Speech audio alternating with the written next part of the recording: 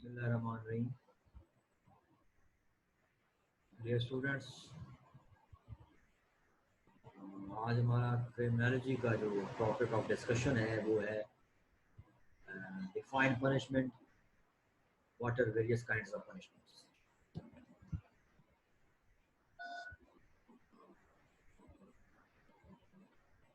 PPC और CrPC के अंदर आप बहुत सारी चीज़ें ऑलरेडी पढ़ चुके हैं। तो सबसे पहले we have to define punishment. Punishment क्या है, फिर हम इसकी पॉइंट्स पे जाएंगे। According to Glenville William,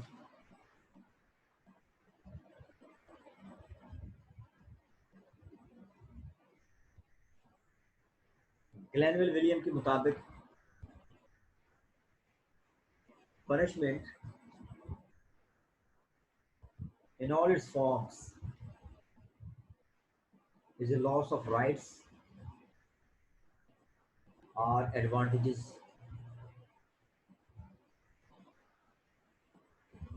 in the result of a breach of law. When a person commits breach of law, he has to face the music of the penalty. जब state के established और prevalent law को कोई बंदा violet करता है तो rate of the state जो है वो ऑपरेट करती है, and that culprit criminal is penalized, should be penalized in one way or another. In a well-established society, the punishment is a source of stabilization in the society. तो महज़ माशरों के अंदर जो सज़ा है उसका मकसद है एक सस्टेनेबल माशरे को जन्म देना और एक अमन व अमान वाला जो माशरा है उसके क़याम को यकीनी बनाना। If a person commits a crime and he is left free without any lawful procedure of punishment and no remedy is provided to the person who had suffered from this particular action, that is violation of law, that is breach of law, consequently, as a result, it will give rise to the personal revenge and total disturbance of the society and community. तो मुआशरे में जब एक wrong doer को, एक मुजरिम को उसके किए की सज़ा नहीं मिलेगी, स्टेट उसको प्रॉपर जो है पेनलाइज नहीं करेगा, तो फिर एक प्राइवेट रिवेंज की फ़ज़ा कायम हो जाएगी। और प्राइवेट रिवेंज का मतलब है the people will take law in their own hands and might is right, और वही जंगल का कानून। और इससे जो है मुआशरे में जो है एनार्की फैलेगी, डिसऑर्डर होगा, जो मुआशरे का अमन अमान है जिसको हम पीस एंड ट्रैंक्विलिटी कहते हैं वो ब्रीच होगा और एक मुअस्सर, महज़्ज़ब और सही इक़दार पे कायम मुआशरा जो है उसकी बुनियाद खोखली हो जाएगी। First of all, we have to see the meaning of the punishment. Literal meaning. लफ्ज़ी मतलब क्या है सज़ा का? In literal sense, the punishment means an act or a way of punishment.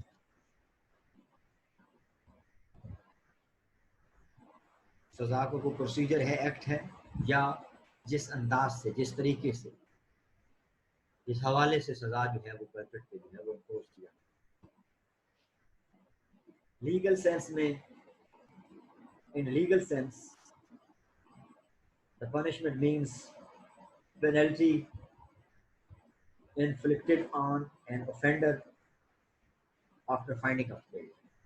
तो लीगल सेंस में जब एक बंदे पे जुर्म साबित हो जाएगा तो फिर वो मुल्जिम से मुजरिम बन जाएगा, and he will be penalized, he should be penalized, he must be penalized in accordance with the law of the land. Black's law dictionary में जो punishment का मफहूम है, punishment is the sanction such as a fine, penalty, confinement, or loss of property, loss of right, loss of privilege, assessed against a person, determined against a person, imposed on a person who has violated the law. अब सजा का मकसद क्या? What is the objective of punishment? The object of punishment is fundamentally and primarily to reduce, to minimize, to prevent the commission of crime, the ratio of crime. सजा को घटाना, सजा को कम, जुराइम की रोकथाम, जुराइम को रोकना, जुराइम का तदराक, ये सारे ऑब्जेक्टिव हैं punishment. तो बुनियादी तौर पर सजा का मतलब जो है वो जुर्म की शरह को कम करना, जुर्म को खत्म करना, जुर्म को रोकना. अब ये जुर्म की जो रुकावट है, जुर्म का जो तदराक है, जुर्म की रेशो को जो रोकने का अमल है, इसमें भी there are two layers of meanings. This explanation possessing dual meanings, that is, in other words, number one, preventing the repetition. First effect is to prevent the person who has committed a crime from repeating that act of punishment. जिस बंदे ने जुर्म commit किया है, punishment का ये objective है कि उसको दोबारा ये काम करने से, उसका दोबारा ये काम रिपीट ना हो सोसाइटी के अंदर. और दूसरा ऑब्जेक्टिव इसका है प्रिवेंशन ऑफ अदर पीपल, यानी दूसरे लोगों के लिए बाय इम्पोजिंग एन पनिशमेंट और पेनल्टी, यानी मुजरिम को सजा देकर के उसकी पेनल्टी इम्पोज करके एक ऐसी मुआशरे के अंदर मिसाल कायम करनी है, एक ऐसा एग्जाम्पलरी सिस्टम, एप्रीहेंशन, थ्रेट्स जो है on the behalf of the writ of the government, state की तरफ से एक ऐसा माहौल, एक ऐसी एटमॉस्फेयर, एक ऐसा एनवायरनमेंट इस्टेब्लिश करना है कि बाकी लोग भी जो civilised people of the society हैं, rest members of the society, वो भी ऐसा काम करने से हिचकिचाएं, वो बचें, एतराज करें. This is the dual meaning and objective of the imposition of the punishment, inflicting of the punishment. अब सबसे पहले जो डिटेल है पनिशमेंट्स की, पाकिस्तान पीनल कोड के अंदर आप पढ़ चुके हैं.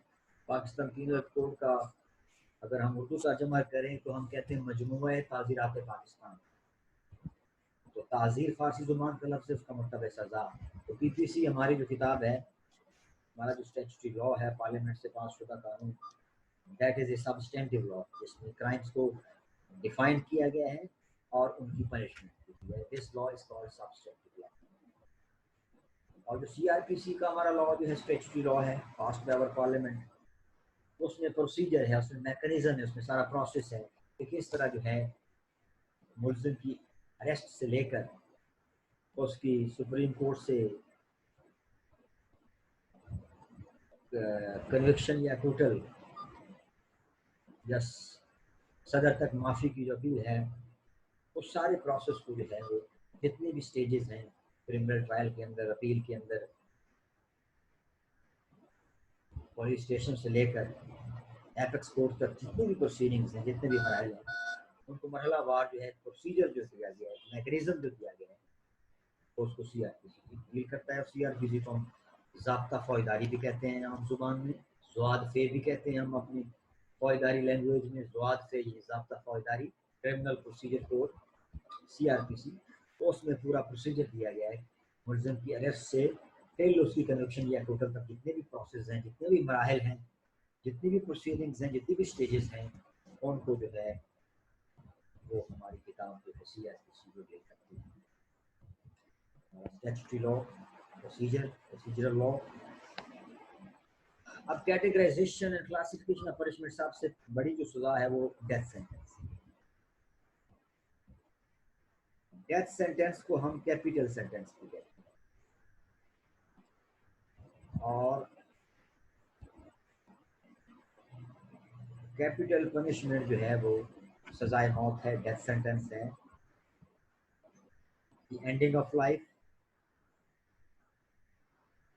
और this is the highest form of punishment authorised by law. सजाए मौत सबसे संजीदा, सबसे बड़ी, सबसे ग्रीवस और प्रिंसिपल जो है पनिशमेंट वो है हमारे लीगल सिस्टम के अंदर।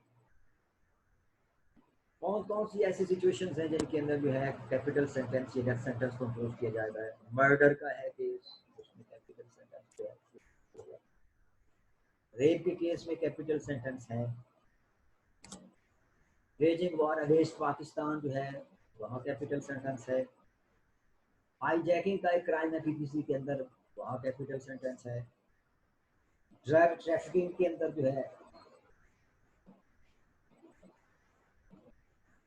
कैपिटल सेंटेंस है।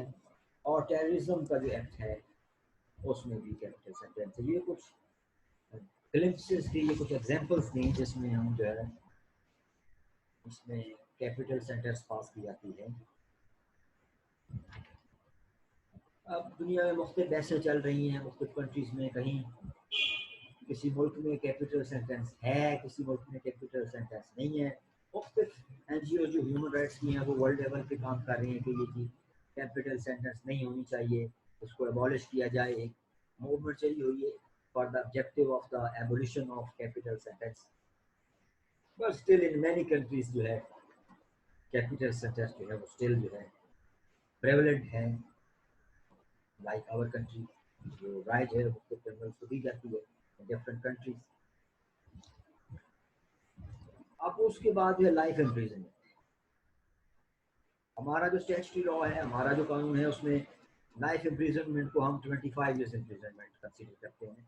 25 साल सजा की जो है इम्प्रिजनमेंट उसको हम लाइफ इम्प्रिजनमेंट कंसीडर करते हैं, उम्र कैद के जुमरे में आती है। अब ये 25 ईयर्स इम्प्रिजनमेंट किन किन सिचुएशंस में पास की जाती है?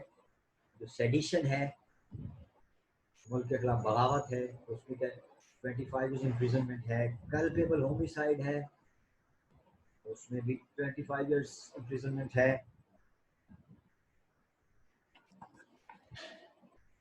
और अटेम्प्ट टू मर्डर जो है उसमें भी जो है मुख्तलिफ सिचुएशंस में जो है 25 ईयर्स इम्प्रिजनमेंट जो है वो पास की जाती है। अब इम्प्रिजनमेंट के अंदर भी जो है वो कैटेगराइजेशन है।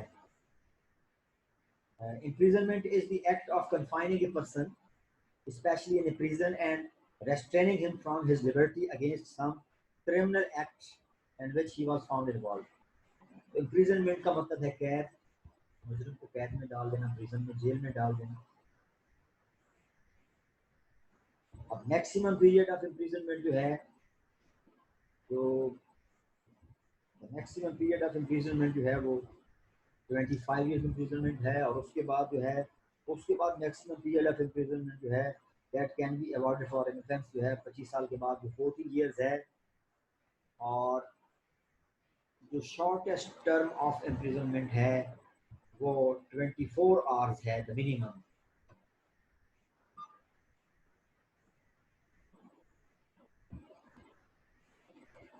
The shortest term period of imprisonment in PPC जो है वो 25 ईयर्स इम्प्रिजनमेंट है, सेक्शन 510 है। जब एक ड्रंकर्ड पर्सन जो है वो पब्लिक प्लेस पे होल गपाड़ा करता है और breach of the public piece का मुर्तकब ठहरता है तो उसके लिए 25 ईयर्स इम्प्रिजनमेंट है अकॉर्डिंग टू सेक्शन 510 पीपीसी। लेकिन मिनिमम जो पनिशमेंट है उसकी कोई स्टिपुलेटेड मूवमेंट्स नहीं है, अनलिमिटेड है। मिनिमम जो है पीरियड वो किसी भी पीरियड के लिए जो मिनिमम सेंटेंस जो है उसको पास किया जा सकता है। अब इम्प्रिजनमेंट की दो किस्में हैं, एक रिगोरस इम्प्रिजनमेंट है, एक सिंपल। ये सारी चीज़ें पाकिस्तान पीनल कोड के अंदर बड़ी वजाहत के साथ लिखी हुई है। आप जो रिगोरस इम्प्रिजनमेंट है उसमें कैद बामुशक्कत, जिसमें आपको इम्प्रिजनमेंट भी अंडरगो करनी पड़ती है और इसके साथ आपको हार्ड लेबर भी जेल के अंदर करनी पड़ती है। इसको हम रिगरस इम्प्रिजनमेंट। और सिंपल इम्प्रिजनमेंट जो है उसमें आपको सिंपल कैद होती है और उसके साथ आपको हार्ड लेबर नहीं करना पड़ती। This is called simple imprisonment. Fine जो है वो भी एक फॉर्म ऑफ पनिशमेंट है। अब पैसे जो है अगर वो डैमेजेस की सूरत में, जैसे लॉ ऑफ टॉर्ट की हम बात करते हैं सिविल लिटिगेशन के अंदर, तो वही पैसे अगर डैमेजेस की सूरत में है, हर्जाना है, तो वो सिविल लिटिगेशन में है, वो रेमेडी है, वो फाइन नहीं है। लेकिन वही पैसे अगर फाइन की सूरत में क्रिमिनल साइड पे हैं तो उन्हीं पैसों को हम जो है वो फाइन का नाम देते हैं। Fine is a kind of punishment. For feature of property जो जायदाद कर्क कर दी जाती है, जिस तरह ऑफेंडर्स जो हैं वो पीओ बन जाते हैं, प्रोक्लेम्ड ऑफेंडर्स बन जाते हैं, इश्तिहारी बन जाते हैं, तो फिर उनकी जायदाद जो है वो फॉर फीचर कर दी जाती है। तो ये भी काइंड ऑफ पनिशमेंट है। उसके बाद आता है किसास। किसास में द मीनिंग ऑफ किसास is to copy the other और to follow the path followed by the other. किसास का लफ्जी मतलब है दूसरे की कॉपी करना। जो एक बंदा रास्ता अपनाए हुए है उसी रास्ते पे चलना किसास। तो इस्लामिक प्रिंसिपल्स के मुताबिक, इस्लामिक प्रिंसिपल्स में जो है किसास जो है इसका मफहूम है life for life, an eye for an eye, tooth for tooth. The basic principle of किसास इज इक्वालिटी एंड सिमिलैरिटी। अब इसका मकसद क्या है? It aims at to cause similar hurts at the same part of the body of the convict as far as possible, keeping in view the opinion of the authorized medical officer as the offender caused to the victim. तो offender ने victim को जिस जगह पे जितना जख्म लगाया है उस जगह पे उतना ही जख्म लगाना। म्यूटेटस, म्यूटेंडस का मीनिंग जो है दैट इज वो किसास कहलाता है। ऑफेंडर को जिसम के उसी जगह पे उतना ही जख्म का निशान लगाना, उतनी ही इंजरी लगाना, दैट इज कॉल्ड किसास। अब किसास किन सिचुएशन में अवार्ड किया जाता है? कत्ल अमद में किसास है और हर्ट के केसेस में किसास है। उसके बाद आता है दियत। दियत के अंदर जो है, दियत means the compensation granted to the heirs of the victims by the offenders. तो ऑफेंडर्स विक्टिम्स के वर्सा को जो कंपनसेशन देता है उसको हम दियत कहते हैं। ये सेक्शन है 323 पीपीसी 323 पाकिस्तान पीनल कोड दियत को डील करता है। और इसमें वैल्यू ऑफ द दियत shall be 30,630 gram silver. The value of 30,630 grams of silver, 30,630 gram of silver जो है उसकी वैल्यू के बराबर जो है ये दियत का जो है डिटरमिन किया जाता है। दियत किन केसेस में अप्लाई किया जाता है? Where an offender guilty of कत्ल अमद इज नॉट लायबल टू किसास, और वेयर किसास is not enforceable, is not executable. इन दोनों सिचुएशंस में जो है वो दियत को जो है वो अप्लाई किया जाता है। उसके बाद अर्श है। अर्श को भी पीपीसी के अंदर पाकिस्तान पीनल कोड के अंदर स्पेसिफिकली जो डिफाइन किया गया है, the amount of money which is paid by the offender to the victim or to his legal heirs as compensation in certain cases. इस स्पेसिफाइड कंपनसेशन को हम अर्श कहते हैं। अर्श कहाँ जो है अप्लाई होगी? केसेस फॉर अर्श जो है उसमें अटेम्प्ट टू कमिट कत्ल अमद है, इतलाफी उज़्व है, और व्हेन द किसास इज नॉट एग्जीक्यूटेबल एटसेट्रा। ये सिचुएशंस हैं जिसमें जहाँ जो है वो अर्श को एनफोर्स किया जाता है। दामान इसके बाद है। दामान में जो है द वर्ड दामान means compensation payable by the offender to the victim for causing hurt not liable to arsh as determined by the court. अब इसकी वैल्यू को कैसे डिटरमाइन किया जाता है? इसमें number 1, the expenses incurred on the treatment of victim, loss or disability caused in the functioning or power of any organ, or the compensation for the anguish suffered by the victim. Anguish means agony, torture, injury. उसके बाद हद है,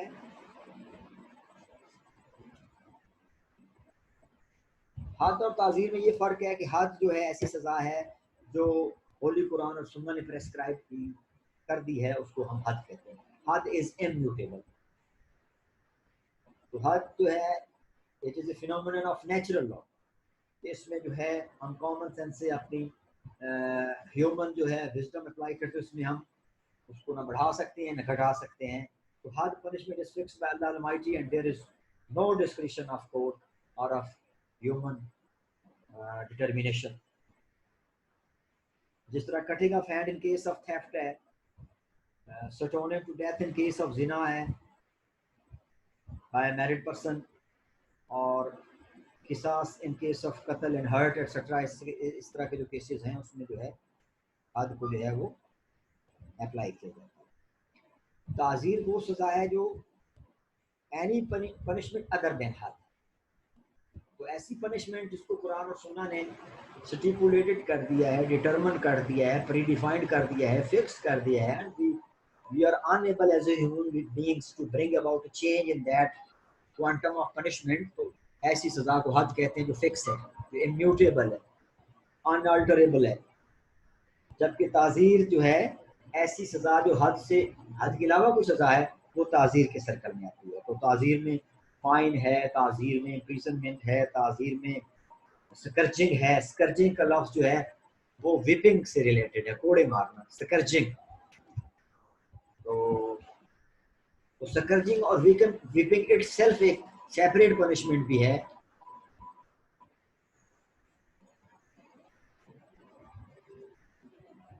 जैसे हदूद loss के अंदर drinking और जिना में जो है वो विपिंग का पनिशमेंट मौजूद है, तो इसी तरह विपिंग और स्कर्जिंग यानी कोड़े मारना जो है ये एक अलग से एक काइंड ऑफ पनिशमेंट है, एक अलग से सजा है। तो वी कैन कंक्लूड, अब हम अपनी सारी इस बहस को कंक्लूड करते हैं।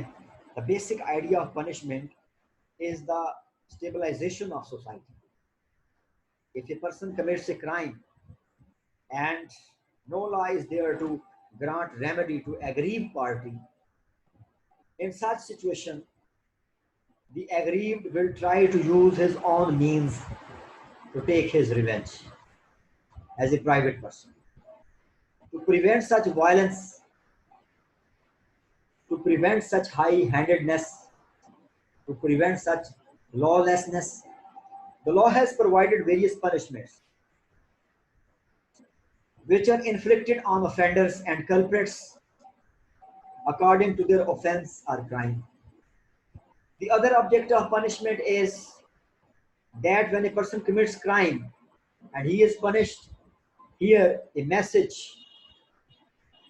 goes to all members of the society that they should not involve themselves in such illegal activities. Otherwise, they will be punished too. Thank you.